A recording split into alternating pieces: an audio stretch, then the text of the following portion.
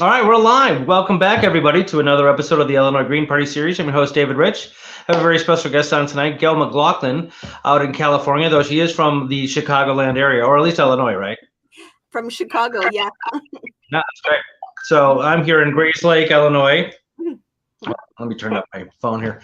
And I got word of you from Illinois Green Party member Ginny Lester when I was sort of asking people, in the coordinating committee about ideas for guests.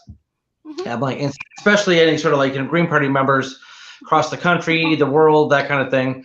And she mentioned, oh, Gayle McLaughlin was a Green Party mayor in California. I'm like, oh, well, that's perfect. So I reached out, and you were kind enough to answer quickly and positively. So here you are. Yes. Welcome to the show. Yes. Thank you so much, David. It's really a pleasure to be here.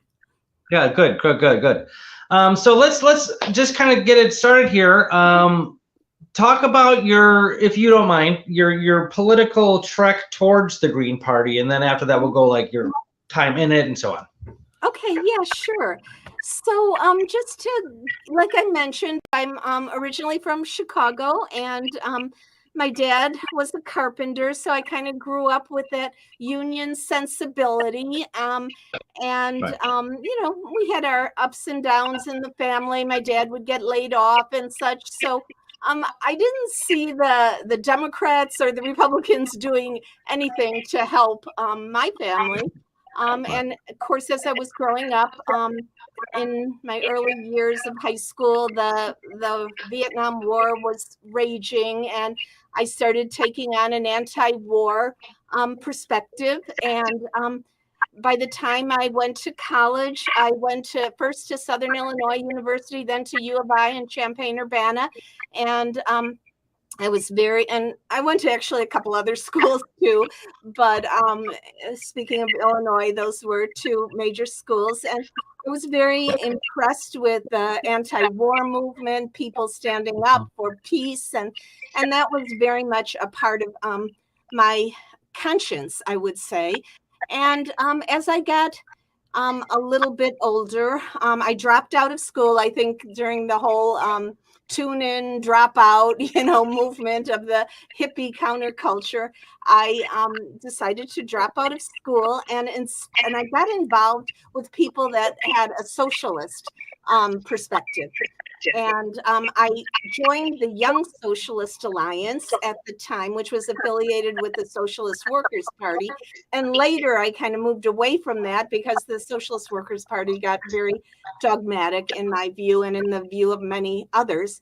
But while I was in the YSA, the Young Socialist Alliance, I met Peter Cameo, who was a really strong influence on me as someone who really wanted to see change in our society. And Peter was just a strong activist. He ran for president in, I think it was 72, as part of the Socialist Workers' Party. And then, of course, he ran for governor as a Green Party candidate in California. And later he ran as the vice president in Ralph Nader's presidential campaign. So I was starting to learn about just the whole political spectrum, and I realized I was very much on the left. And after I eventually went back to school and got my degree in psychology, and did some graduate school work, and then I moved out to California. And when I moved out here, it was in the mid-90s, and the 2000 campaign, Nader's 2000 campaign, really influenced me. And I saw how he was building the Green Party, and also how he was talking about building a grassroots movement from the grassroots, but also encouraging people to run in local campaigns, as Green Party members. So I found myself deciding to become a Green Party member. There was a group in Richmond called Richmond Greens, and I got involved with them. And I was really, like I said, very impressed with Nader's campaign, all his super rallies. I thought, okay, now we're gaining some momentum here as leftists. And in 2004, I decided, hey, listen, I'm going to take Nader's advice, Camayo's advice, run for local office.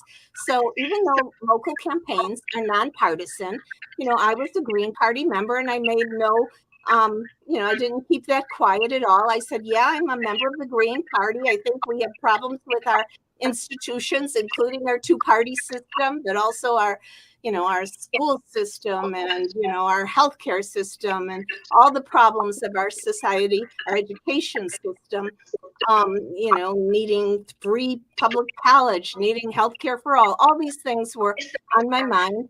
And in Richmond, we had a host of problems. We had this big Chevron refinery in Richmond. It's like one of the largest refineries in the state of California.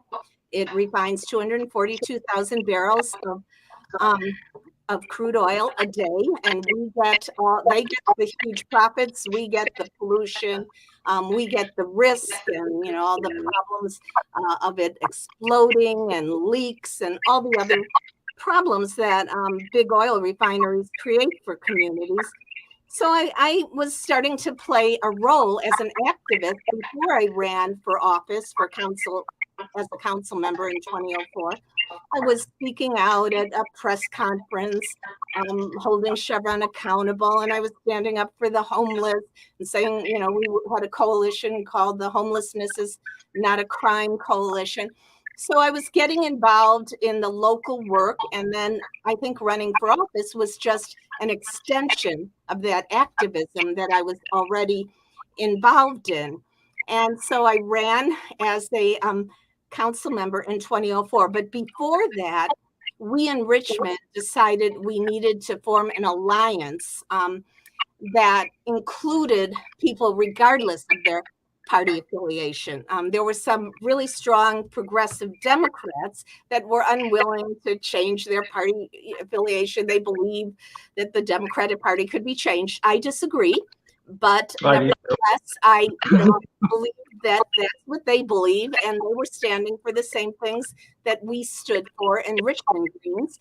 And so we formed the Richmond Progressive Alliance. And one of there were like two main things, but many other things as well. But we had a rule that the RPA, Richmond Progressive Alliance, would not endorse anyone that took corporate money, because we were very clear that the duopoly was run by corporations. And so these Democrats agreed to that. And then we also were clear that we formed this alliance regardless of party preference. So we just put party aside and we said, let's share our values. And we did. We wanted social justice, racial justice, economic justice, environmental justice. We were united to push back on Chevron. So it got narrowed down to just two of us who were willing to run. I ran as a Green, and Andre Soto, who was the other candidate, who was a progressive Democrat, he ran as well. And he had a long history in Richmond. He didn't win, although he was a strong candidate. He got attacked by the police union and the fire unions, who had a horrible reputation in Richmond. And I was able to win. I think the fact that I didn't have quite as much of a history in Richmond allowed me to kind of sneak in, And so I won the race, and I surprised myself, I think, and a lot of people. But that was just the start. And so, people called me the Green council member. And, I lived up to that. I stood for the Green values, and a lot of the environmental work we did, starting when I was a council member, was really important and helped build the movement in Richmond. But at a certain point, it was only after 2 years as a council member, I decided, I'd have more influence if I could have the mayor's seat. So in 2006, I decided to run for mayor, and I won that race. And that was a hard race because I ran against an incumbent, but I won it, even though she was funded with a lot of corporate money, and I took no corporate money. But, it was a lot of door knocking and a lot of building community by going to events and sharing some various ideas and having us create as an alliance events for people to participate in. So I did win my first mayoral race, and I became known as the Green Mayor. And that was a nice, unique title that I held near and dear to my heart. And one of the things that kind of perhaps gave a little more attention to my service as mayor was that Richmond was the largest city in the U.S. to have a mayor that was registered green. So it was like, hey, Richmond has a green mayor, and it's the largest city in the U.S. And so I kind of carried that that banner, or that slogan, if you will, the green mayor, who's the in a large city. Or the city of Richmond isn't that large, not like Chicago. It's about 120,000. Largest city with a green mayor. I mean, that's You got it. It's always hard to say that, but anyway, then we did a lot of great things. We were able to get $114 million in additional taxes from Chevron, and that was spread out over 15 years. We were able to get them to reduce their pollution. This is all with a lot of community effort. We brought community groups together, environmental justice groups. We were able to create a community choice energy program so that now our residents and businesses get their electricity from greener sources. We stood for a public school system, and we actually helped the school district with some funding, and we stood for immigration rights. Richmond is a majority people of color community. We have I think it's 39 to 40% of our community is Latino, and there's about 20% African American, and then there's an Asian American contingency or proportion of our population, and then white as well, of course, and some other we have indigenous community members as well. We did things like we raised the minimum wage to $15.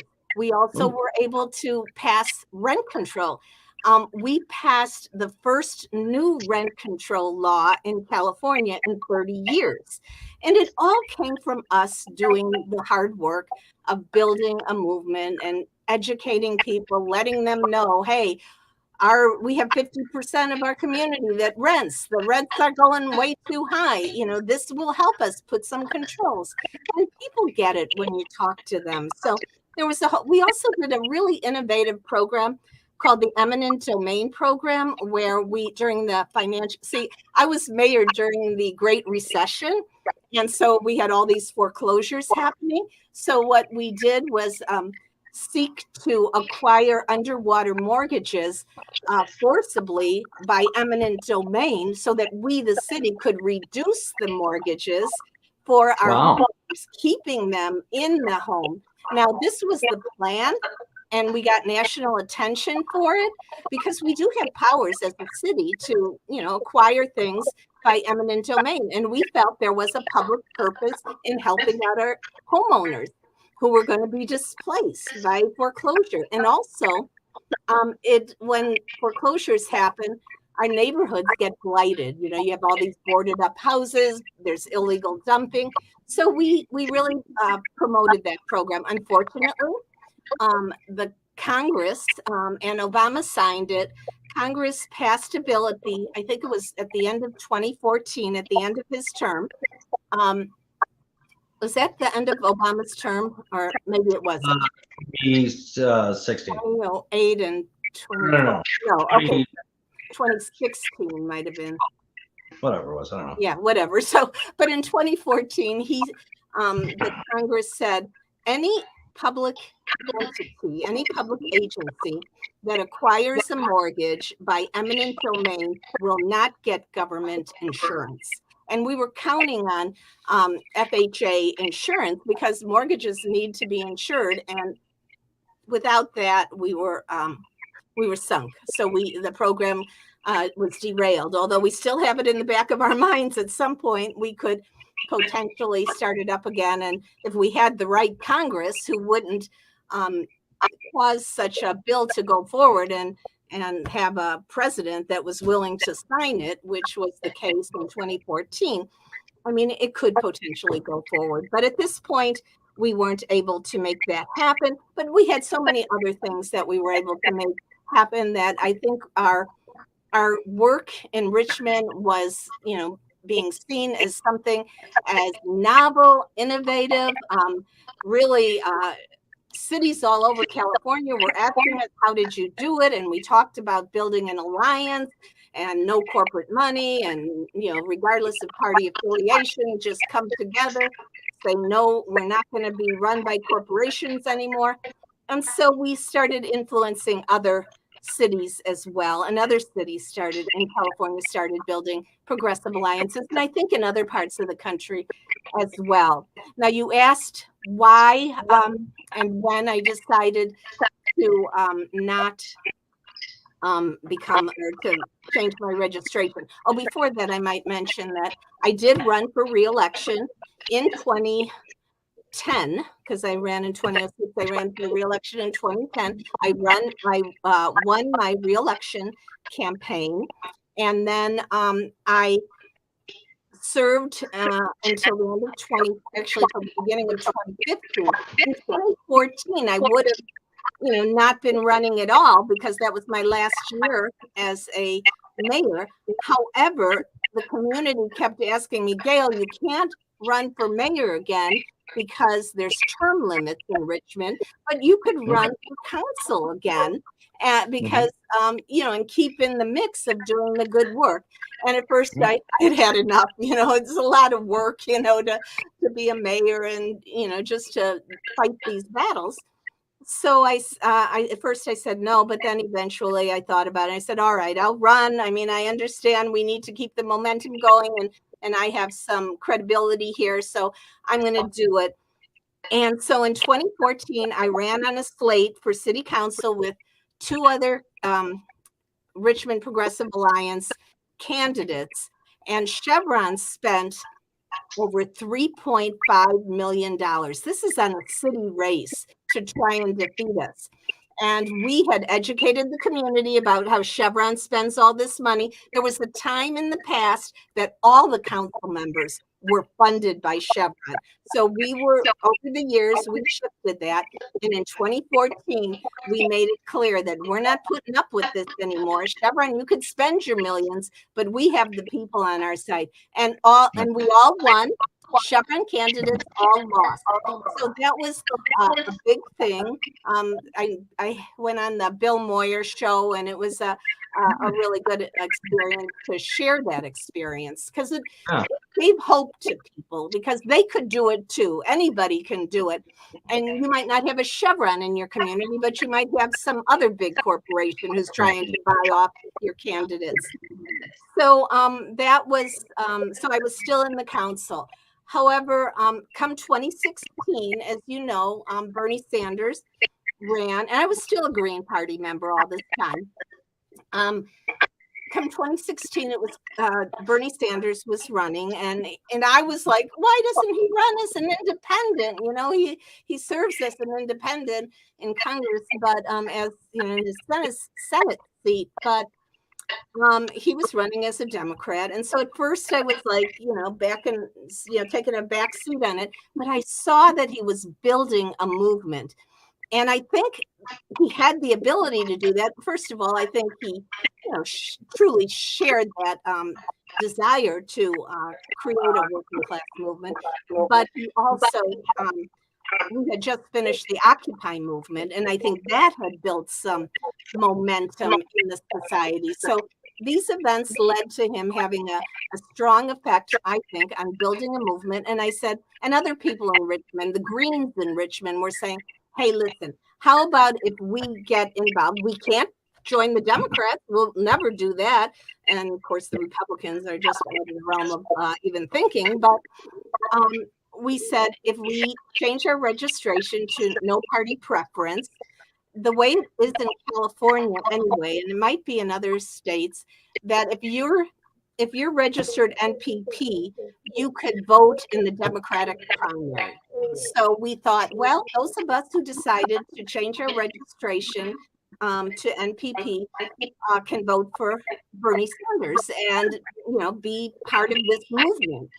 And so that's what I did. And of course, Bernie got locked out.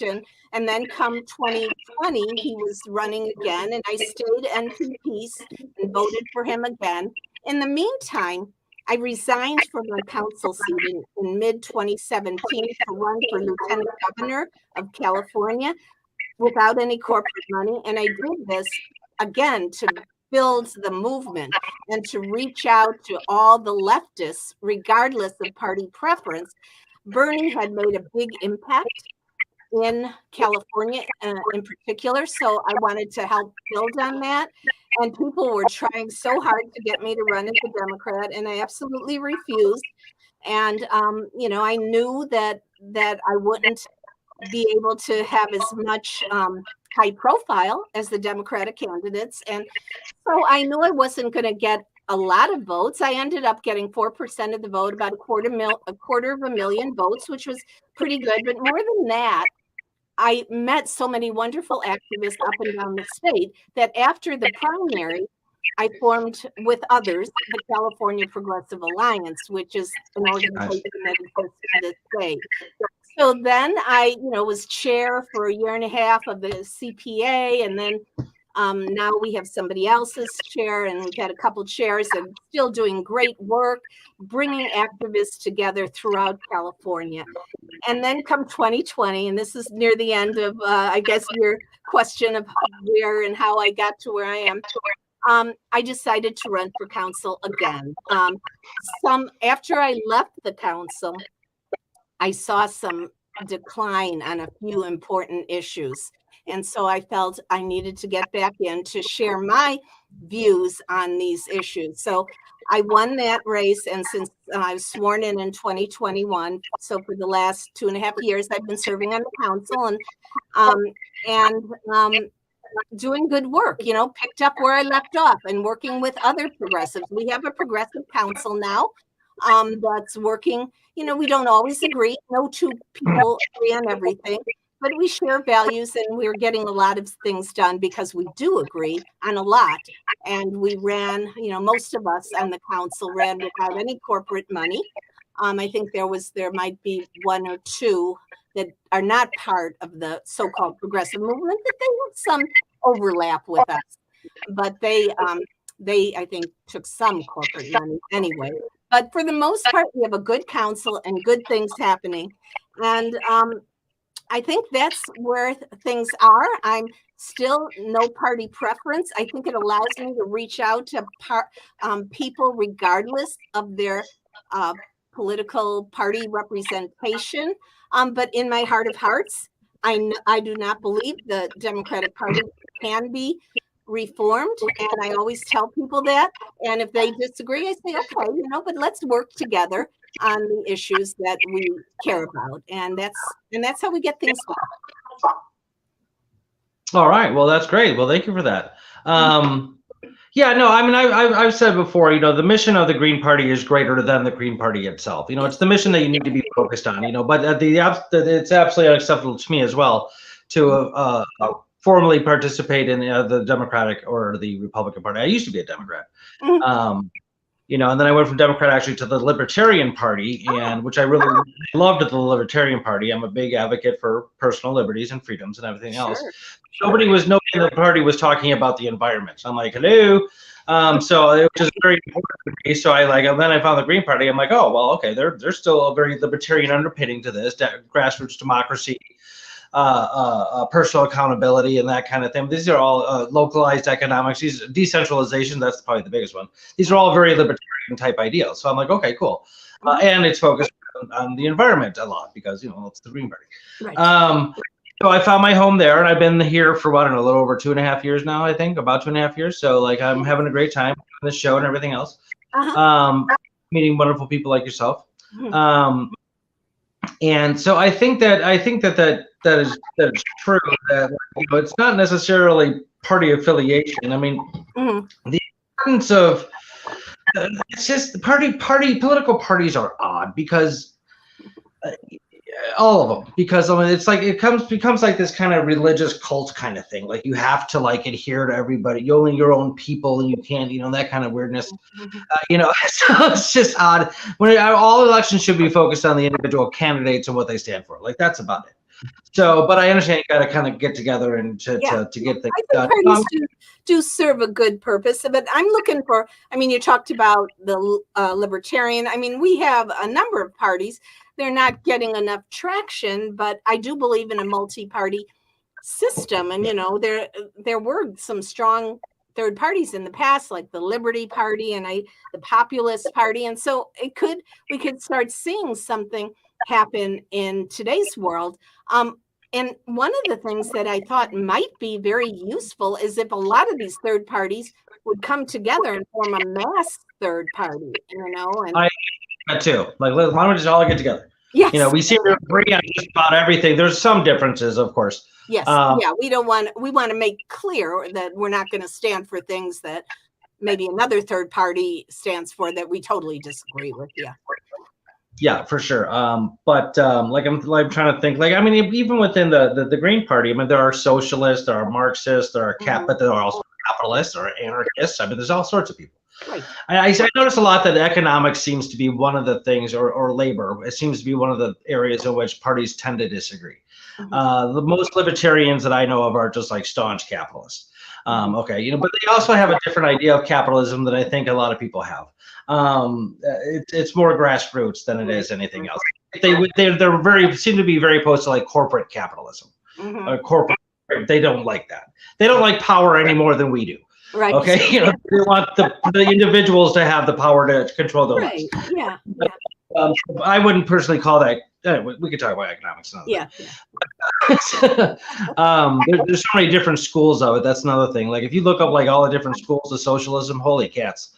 There's a lot of people think that socialism merely means like the federal government controlling all markets, and that is not even close to accurate. No.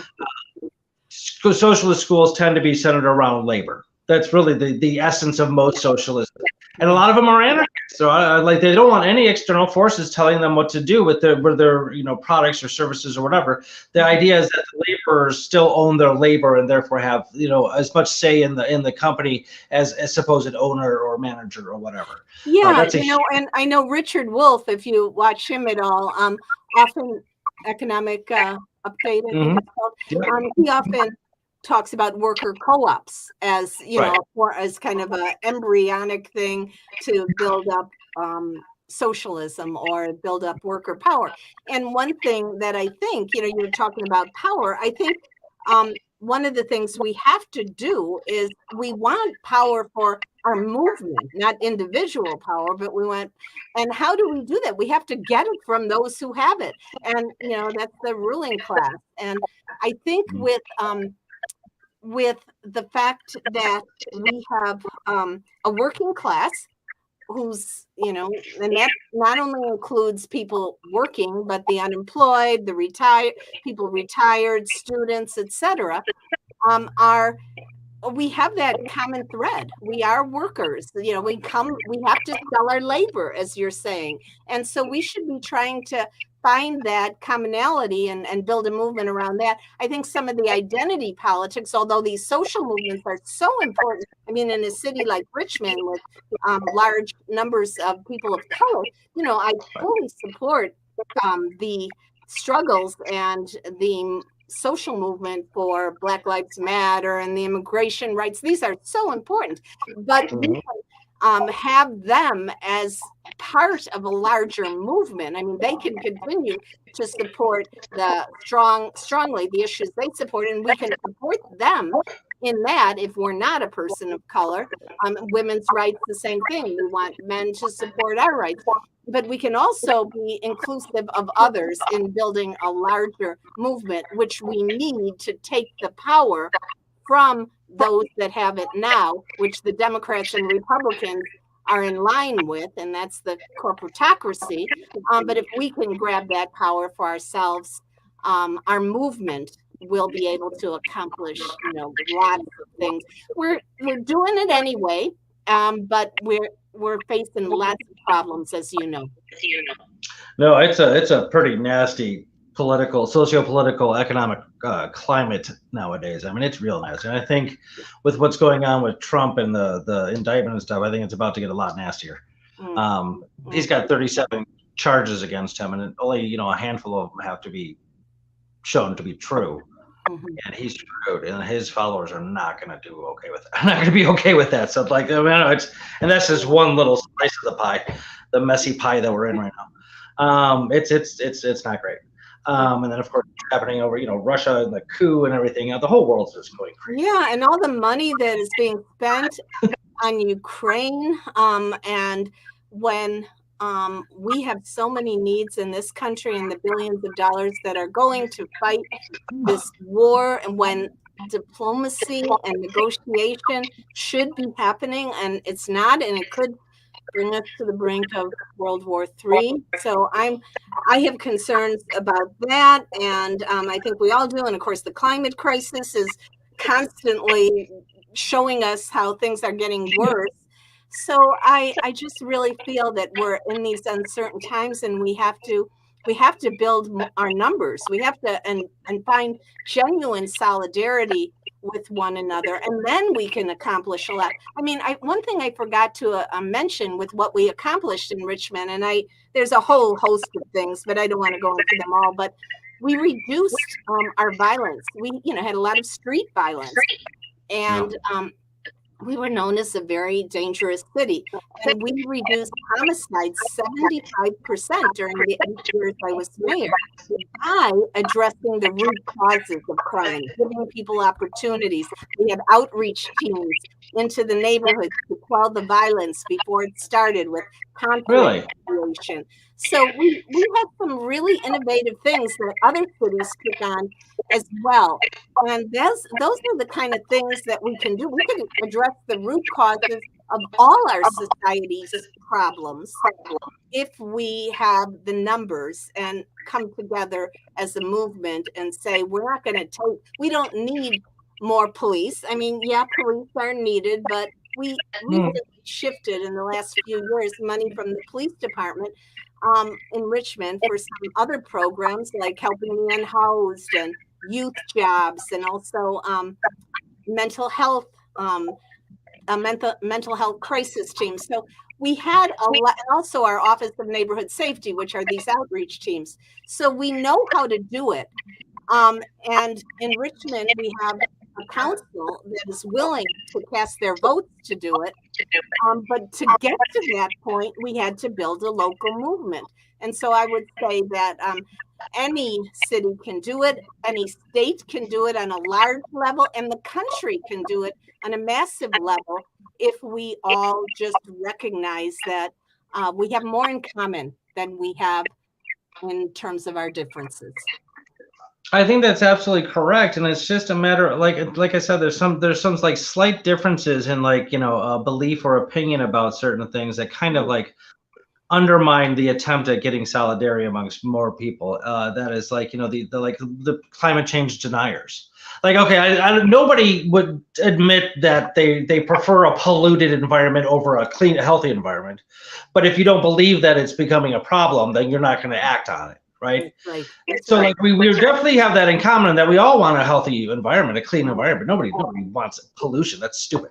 You're a lunatic if you you know what I'm saying. But if you don't believe that it's happening, then we have issues. I took a graduate level environmental sustainability course, and my final project was on that very thing. It's like, how do we get everybody together on the same page? Like maybe we can start talking about a lot of it had to do with acting locally. Okay, like I said, nobody thinks that it's okay to pollute the air or pollute the soil or pollute the water. Nobody thinks that's okay. Nobody.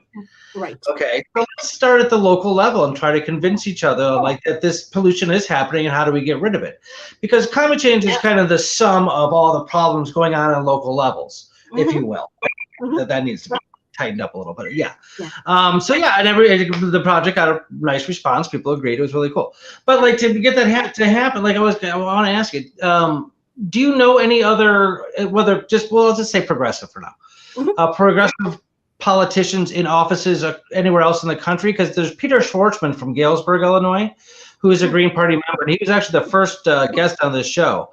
And I really think you two should talk. I mean, I think that would be a fantastic conversation, because you might be able to. His village board just turned right wing this last election. Boy, he's on the board. No, he's the mayor. Oh, he's the mayor. Okay, yeah. He is not happy. So it's like, you know, maybe I can connect you guys through email or something. Maybe you can get in each other. Please put me in touch with him. You know, the whole time I was mayor, I was I was in the minority politically. We did not have a progressive majority on the council at that time. There was a couple. I mean, first I was a minority of one. I was the only progressive out of 9 council members, and then the council shrunk to 7. We had a ballot measure, and then we were able to get 2 more progressive elected. So I was part of a minority of 3 for a 7-person council. So the 3 of us had, you know, similar politics, or this, you know, the same values, and we were able to do more because we at least had 3 votes, but we always had to find that 4th vote in order to make the policy work. And that often required the community to really put some pressure on the rest of the council and the community. I mean, we had council meetings where 100 people showed up to speak about something, you know, to raise their voices. And we had rallies in Civic Center Plaza. So you can do it when I would love to talk with this person. So please, yeah, feel free to send me his email. And I'd love to read your the paper or the project that you did. It sounds very interesting to me. I don't even think I have that. This is a long time ago, but okay. Maybe I can chat. Genuine solidarity is important. Yeah. I agree, 100%. And I think that the differences again are minutia, and can be overcome if you just kind of just approach it in a way to get people on the same page. Because, like I said, nobody wants pollution. Nobody wants that. So start there. You know, start there. Start there. You know, yeah. So, okay. Well, I want to ask you about, like, you mentioned, like, kind of how exhausting and difficult it was to be a local politician, especially a mayor.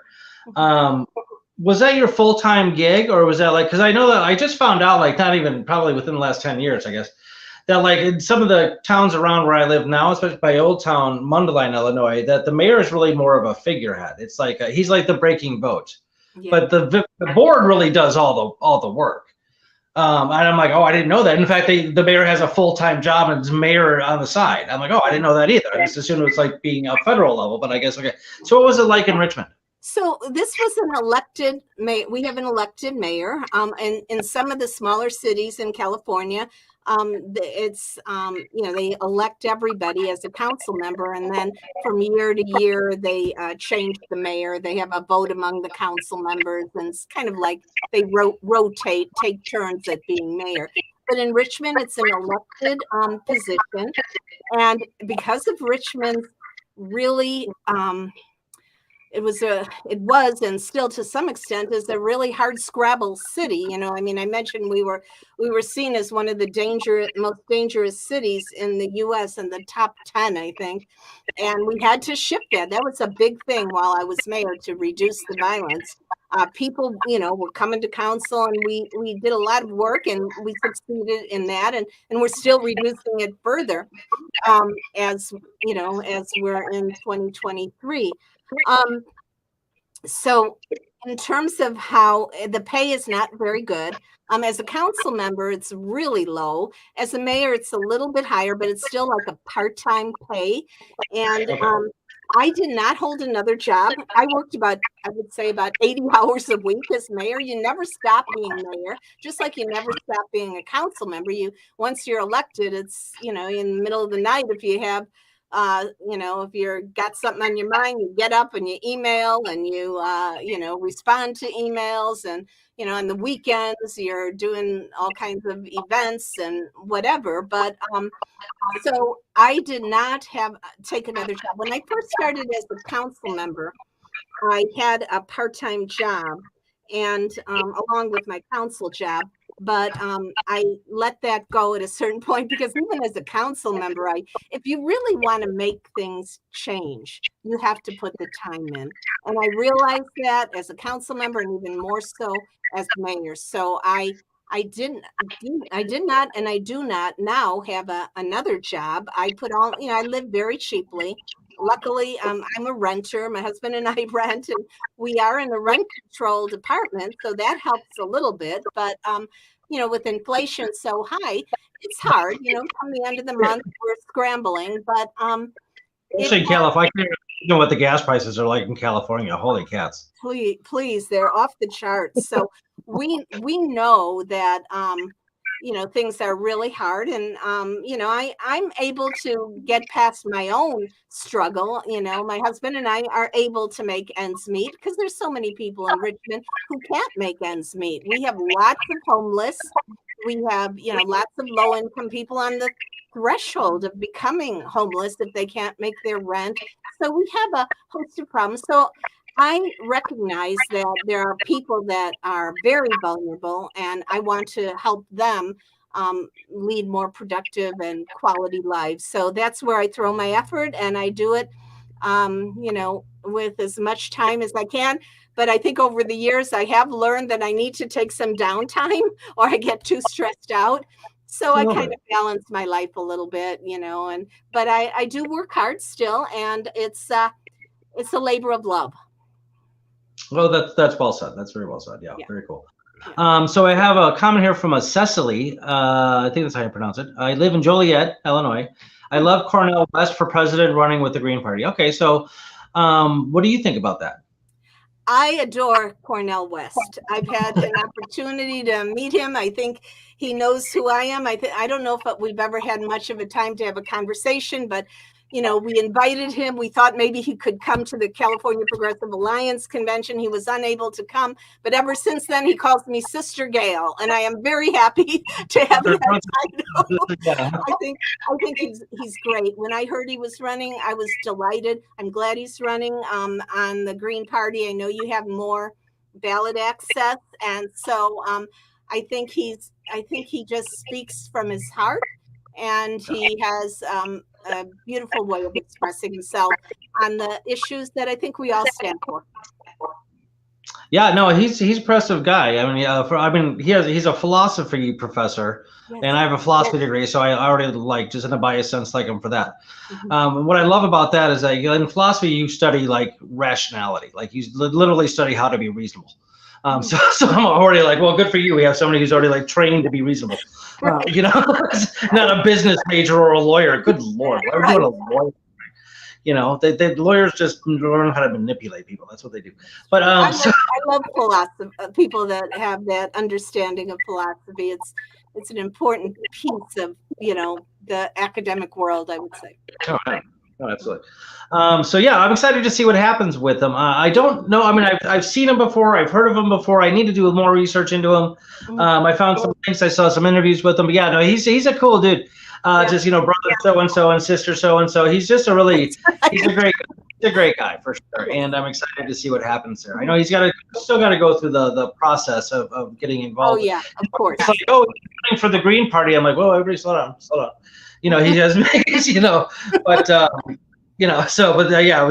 it'll be very interesting for process, and that has to be followed, right? Right. And another thing too, like I listen to like Tom Hardman and Steffi Miller shows. I don't know if you heard of them, progressive radio people, especially Tom Hardman. He's a pretty big deal. Bernie Sanders has been on a show a bunch of times, and they're just staunch Democrats. Like they believe the Democratic Party is going to save the world, and it drives me batty. And they're very opposed to third parties. He said they think it's a good idea, but it can't happen in America. So just vote Democrat. I'm like, no. You always they blame Bush winning because too many independent voters or the Green Party voters voted for Nader or not. That was a terrible injustice done to Nader. And I really had hoped Nader would run. Well, he did run again, but he didn't get the Green Party nomination. But I really felt he could have done a lot better with the Green Party nomination. And also, I just thought, because he was building a movement too, before the Bernie movement. And I kind of thought that if he ran again and he could continue that momentum, he could explain why he wasn't a spoiler, because he did explain it, but I think he could have used a higher profile to make that explanation heard by more people. And the fact is that he didn't spoil it. I mean, I think more Republicans took votes from Kerry than Nader did. And the fact is, people have a right to run, and they should not, it's like you shouldn't be gagged or, be prevented from running because you're supposed to vote for a lesser evil candidate. So that is, there's way too much leaning on the lesser evil thing. The lesser evil is still evil, folks. That's right. And I don't think people in the Democratic Party, most of them realize that, I just heard a stat, like 73% of the political funding for Democrats in Congress on the federal level come from the pharmaceutical companies. So don't do this nonsense that they're the good people. I mean, they have the progressives, which is cool. I get that, absolutely. I would vote for a Democrat over a Republican just about any day, but that's a false dichotomy. There are other options, and that's the point, folks. You have other options. We're on the ballot. We're there. We're right there. Because if this whole thing is self-fulfilling prophecy, this person here is not going to vote for a third-party candidate because they think but not enough other people will. But each of those other people are thinking the same thing. You just need one election where everybody's like, okay, screw it, we're going to vote third party, and you're going to see massive changes happen. Right. Please. Yeah. I mean, something needs to catch fire and just really, start moving. Maybe Cornell will do it. I don't know. We'll see. The Libertarian Party is doing very well in that respect. I actually interviewed Joe Jorgensen and Spike Cohen on my radio show. I actually met Joe. She's from Grayslake, Illinois. Who is this? Joe who? Joe Jorgensen, the last presidential candidate for the Libertarian Party. Oh, okay. Yeah, and then her vice. No, that's fine. Her vice presidential candidate, Spike Cohen. I interviewed him a couple times. I actually had him on this show about 2 months ago, and it was a fantastic conversation. Yeah, for sure. I mean, and he's getting out there and doing some really cool stuff. So, I think there are these other, and libertarians. Like you started out saying, there are things that are different points of view. They believe in capitalism, but not the monopoly capitalism that we have. But there is so much overlap, and we should be able to talk to each other and see, how we can come together and, maybe stand for a candidate of that we both think, or multiple parties think is a good candidate, and as a result, gain some traction in the polls. I don't know. I agree. That'd be great, and maybe you can, maybe you can lead that movement. Well, I certainly want to keep building a movement, because we need that force, that movement force, and I guess it's, to me, I don't see myself, doing anything else but doing that in one way or another in the course of my life, because I can't see myself doing nothing and just letting things exist. So right now I'm working on a local level. Maybe sometime in the future I'll be doing some other type of activist work, or maybe party building work or something. I don't know yet, but it'll always be to build a movement to gain the kind of power and support that the working class of this country need. Yeah, well said. Very well said. We only have a couple minutes left, like a minute actually, because I gotta be meeting up with a couple libertarians, and you have another meeting in about 10 minutes. So I just want to thank you for coming on the show, Gayle McLaughlin. And is there anything that you're currently doing that you like to plug, or anything you'd like to say because I'm going to be stopped. I'm not going to be doing the show till August. So you're my last guest for a little while. Okay. Just I guess I can tell you just a few things that we've done in Richmond recently.